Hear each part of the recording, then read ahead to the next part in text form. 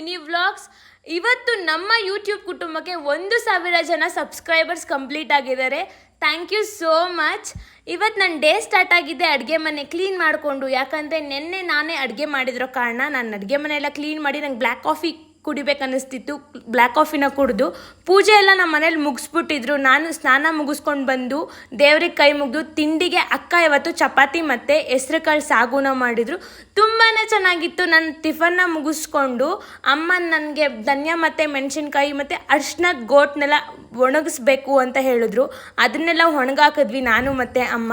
ಅದಾದಮೇಲೆ ಅಪ್ಪ ನನ್ನ ಹಸು ಮೇಯಿಸೋದಕ್ಕಂತ ಕರ್ಕೊಂಡು ಹೋಗಿದ್ದೆ ನಾನು.